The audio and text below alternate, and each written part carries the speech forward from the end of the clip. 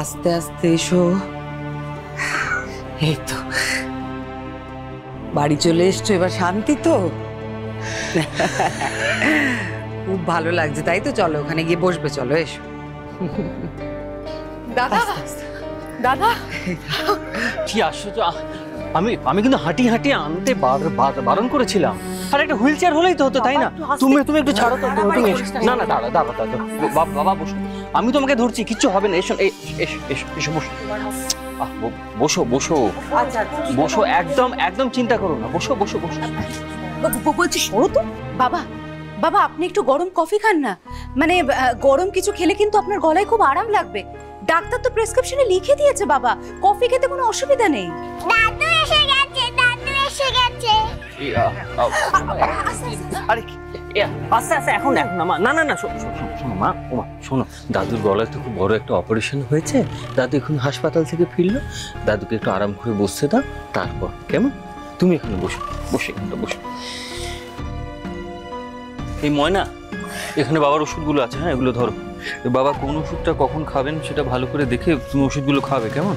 আর এই কদিন প্লিজ বাড়ির বাইরে বেরিও না, বাবার কখন কি দরকার তার খেয়াল কিন্তু তোমাকেই রাখতে হবে। হ্যাঁ হ্যাঁ, মু কোথাও বেরোবো না, মু তো দিন রাত বাবারই সেবা করব, বাবার পাশেই থাকবো। আরে বেচারা মানুষটা কি যে হলো!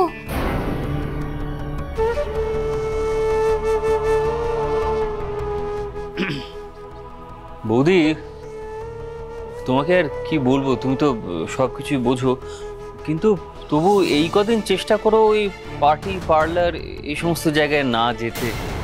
মায়ের পক্ষে কিন্তু একা সবটা দেখা সম্ভব নয়, তোমাকেই করতে হবে, মানে ময়নার সাথে তোমাকে। তুই এত চিন্তা করিস না বৌদি, আমরা তো আছি, আমরা ঠিক সামলে নেব। না না না, মু তো সারাক্ষণ বাবার পাশেই থাকবো। হ্যাঁ বাবা, পাশেই থাকবো। এনিওয়ে 4 দিন পরে আমি বাবাকে ডক্টরের কাছে নিয়ে যাব, তখন বাবার ভোকাল কর্ডে আবার নতুন করে টেস্ট হবে। আমার মনে হয় আমি সাজেস্ট করবো ইনফ্যাক্ট যে বাবা যেন এই কটা দিন রেস্ট নেয় ভালো করে। আর বাবা প্লিজ বেশি কথাবার্তা বলার চেষ্টা করো না, ওকে? আরে কি হলো বাবা, উঠছো কেন? এই কি তুমি দাঁড়ালে কেন? তোমার কি শরীর খারাপ করছে না? দাঁড়া, শরীর খারাপ করছে? কি হয়েছে আমাকে বলো। তুমি কি করতে চাও বলো? তুমি কি এখানে তুমি এখানে থাকতে চাও না তাই তো?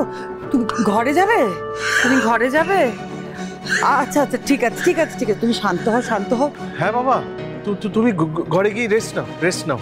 আর কথা একেবারে বলো না, তোমার যদি কিছু মানে বোঝাবার থাকে তুমি লেখো না, তো তোমার ঘরে আমি খাতা পেন রেখে আসবো, তুমি লিখে ইয়ে করো, বোঝানোর চেষ্টা করো। আমি যাবো, আমি ধরে কোনো দরকার নেই, চল ঝুম বাবু একটু সরো। গেলে তো ভালো। আরে তুই তারা না, মা তো নিয়ে যাচ্ছে, ওই বেশি গরম জল। চল ঘরে গিয়ে রেস্ট নেবে, তোমার থাকতে হবে না। ঠিক আছে না মা একা সবটা।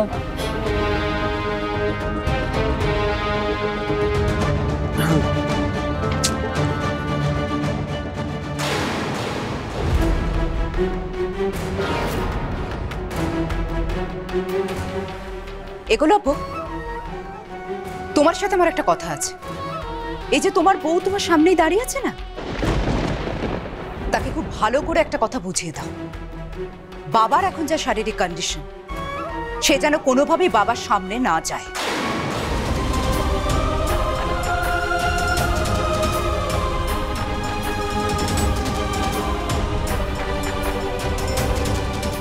না না, শুধু বাবার ধারে কাছে কেন, এই বাড়ির কোথাও যেন ও ঘোরাঘুরি না করে। এক্স্যাক্টলি। আজ পর্যন্ত যা যা হয়েছে, যা যা ঘটনা ঘটেছে, যা যা ক্ষতি হয়েছে, সবকিছু রাঙার জন্য। আজকে বাবার যে এত বড় একটা ক্ষতি হয়ে গেল, সেটা তো রাঙার জন্যই হয়েছে।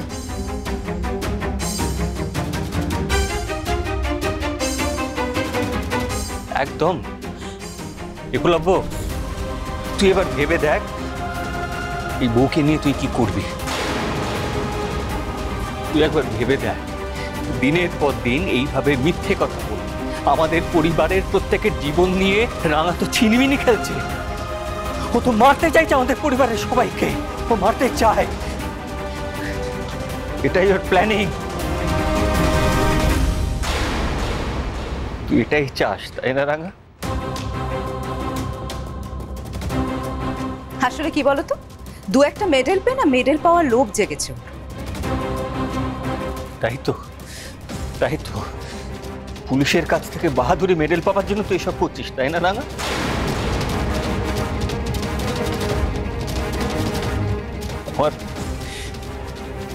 আমার বাবার জন্য এত কষ্ট হচ্ছে, আমি তোকে কি বলবো এগুলো। আমি বাবার মুখের দিকে তাকাতে পারছি না, বাবাকে দেখে আমার এত অসহায় লাগছে।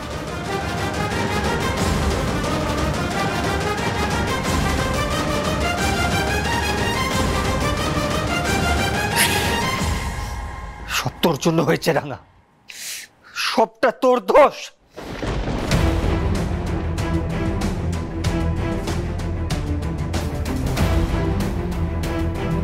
একলব্য, এই মেয়েটা আমাদের পরিবারের সুখ শান্তি একেবারে একেবারে চালিয়ে পুড়িয়ে পুরো খাক করে দিয়েছে। আমি জানি না পুরো বিষয়টাকে তুমি কিভাবে দেখছো, কিন্তু এই মেয়েটা যতদিন এই বাড়িতে থাকবে ততদিন এই পরিবারের সুখ শান্তি কিচ্ছু থাকতে দেবে না, ও কিচ্ছু না। একলব্য, এখনো সময় আছে, তুমি ভালো করে ভেবে দেখো। দেখো, এই সম্পর্কটা তো তোমাদের সেভাবে জোড়া লাগেনি, মানে সম্পর্কটা তো এখনো শুরুই হয়নি। গায়ে মানে না আপনি মোড়লের মতো নিজের সব দায়িত্ব নিয়ে বসে আছে। ওর আসলে কাজের লোক হওয়ার যোগ্যতা। তুমি তাকে সিঁদুর পরিয়ে বাড়ির বউয়ের সম্মান দিয়েছো, অধিকার দিয়েছো, তাই তো একটা কাজের লোক সে বাড়ির বউয়ের অধিকার পেয়ে গেলে যা করে যেটা করা উচিত ও সেটাই করছে।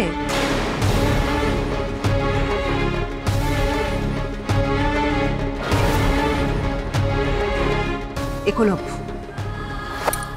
আমি তোমার কাছে হাত জোর করে অনুরোধ করছি, ওকে একটু ভালো করে বুঝিয়ে দাও যে আমরা এই পরিবার একটু আনন্দে থাকতে চাই, একটু শান্তি চাই। প্লিজ একটু শান্তি দিতে পারো প্লিজ।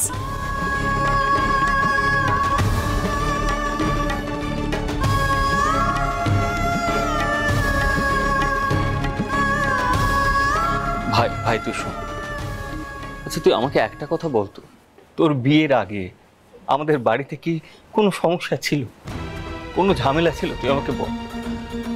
কিন্তু এখন দেখ, প্রতিদিন একটা না একটা ঝামেলা। আর এবার তো বাবার গলার স্বর বন্ধ হয়ে গেল। একলব্য করে কত কথা বলার চেষ্টা করছে, কিন্তু গলাতে একটা স্বর বেরোচ্ছে না। তুই তো বাবার এত কাছে, বাবার কষ্টটা তুই বুঝতে পারছিস না? আমি জানি তুই বুঝতে পারছিস, তোর ভীষণ কষ্ট হচ্ছে বাবার জন্য। শুধু ভেবে দেখিস বাবার এতটা কষ্ট কার জন্য, কে বাবাকে এত কষ্ট দিয়েছে।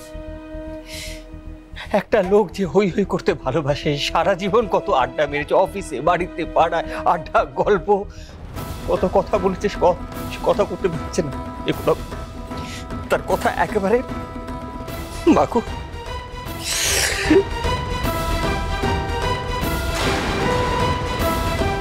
এবার যা ডিসিশন নেবার সেটা তোকেই নিতে হবে ভাই।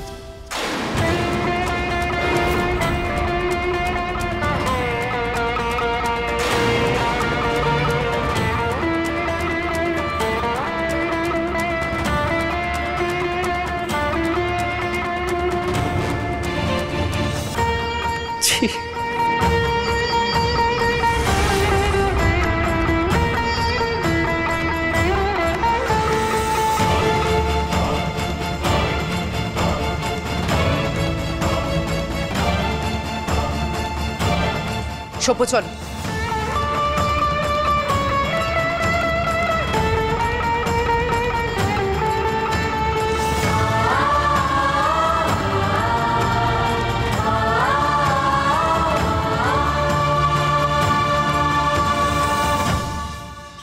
বড় বৌদি মেজদা ভাই কি বললো তুমি শুনতে পেলে তো? আজকে যা কিছু ঘটেছে তোমার চোখের সামনে ঘটেছে রাঙামাটি, আগেও যা ঘটেছে তোমার চোখের সামনেই ঘটেছিল। আমি বাবার এই অবস্থাটা কিছুদিন মেনে নিতে পারছি না। আর আজকের পর থেকে তুমি এই বাড়ির কোনো ব্যাপারে ঢুকবে না, বুঝতে পেরেছো? রাঙামাটি